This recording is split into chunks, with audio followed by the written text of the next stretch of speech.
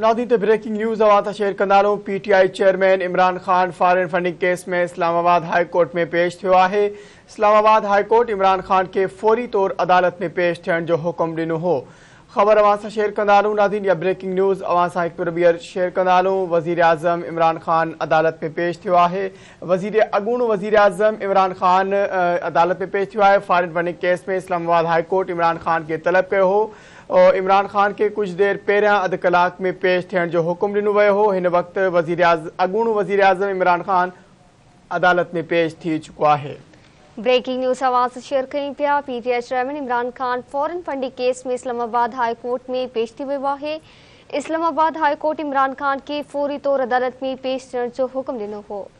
इन हवाले से नाज़रीन वधीक तफ़सील मालूम कंदासीं। नज़ीर चारण असां सां लाइन ते मौजूद है। नज़ीर चारण, आगाह कजो, इमरान खान अदालत में पेश थियो आहे, छा तफ़सील आहिनि?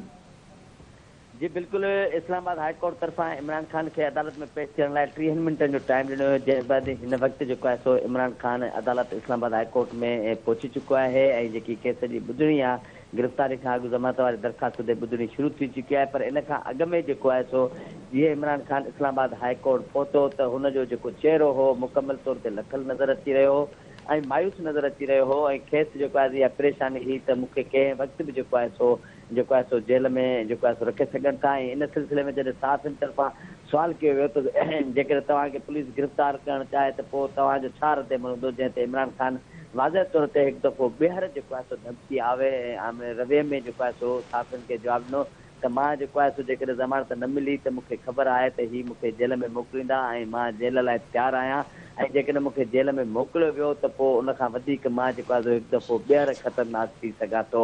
चवण जो मक़सदु इहो आहे त इमरान खान खे हिकु अदालती हुकुम ते जेको आहे सो पेश थियण जो हुकुम ॾिनो वियो आहे। पर ॿिए तरफ़ जेको आहे इमरान खान जो जेको अढंग जो रवियो आहे, धमकी आमेज जेको रवियो आहे, उहो अॼु बि जेको आहे सो बरक़रार आहे।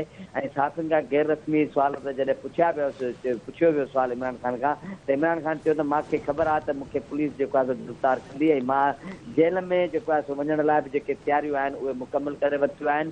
जॾहिं त जेको आहे सो ऑडियो लीक वारे मामले ते बि जेको आहे सो इमरान खान इहो वाज़ह तौर ते ॻाल्हाईंदे चयो त जेको आहे सो हिन मुल्क जूं एजेंसियूं जेके आहिनि सो हिकु दफ़ो ॿीहर उन्हनि जो नालो खणंदे चयो त उहे जेके आहिनि सो कमु कंदे नज़र नथियूं अचनि ऐं ऑडियो लीक वारो मामिलो बि उन्हनि जे ज़िम्मे में अचे थो। ऐं हेॾी सारो मुल्क में जेको आहे सो हिकु वज़ीर आज़म हाउस जूं जेके ऑडियो लीक थी रहियूं आहिनि त उनजो इहो मक़सदु हो। इमरान खान इशारो ॾींदो चयो त मुल्क जी सलामती जूं बि जेके हवाले सां जेके मीटिंगूं थींदियूं आहिनि उहे बि जेके ऑडियो लीक जे ज़रिए ज़ाहिर थी सघनि थियूं ऐं उहे असांजे दुश्मननि ताईं जेको आहे सो पहुची सघनि थियूं। हिन वक़्तु इस्लामाबाद हाई कोर्ट जेको आहे सो ब्रेकिंग ॾींदा हलूं त इमरान खान जी ईंदड़ अंगारे ताईं जेकी गिरफ़्तारी खां अॻु ज़मानत वारी जेकी दरख़्वास्त हुई उहा मंज़ूर करे वरिती आहे।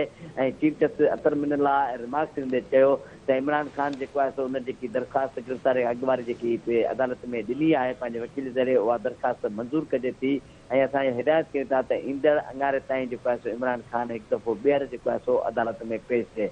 मां तव्हांखे हिकु दफ़ो ॿीहर ॿुधाईंदो हलां त इस्लामाबाद हाई कोर्ट इमरान खान जी ईंदड़ अंगारे ताईं जेकी गिरफ़्तारी खां ज़मानत वारी जेकी दरख़्वास्त उहा मंज़ूर करे वरिती आहे ऐं मथुस इमरान खान खे 5000 जो जेके मचलका आहिनि उहे दाख़िल करण जा जेको आहे सो हुकुम ॾेई छॾियो आहे। इमरान खान हिन वक़्तु बि कोर्ट जे अंदरि मौजूदु आहे ऐं इस्लामाबाद हाई कोर्ट इमरान खान जी जेकी गिरफ़्तारी खां अॻु ज़मानत वारी जेकी दरख़्वास्त हुई उहा मंज़ूर करे वरिती आहे।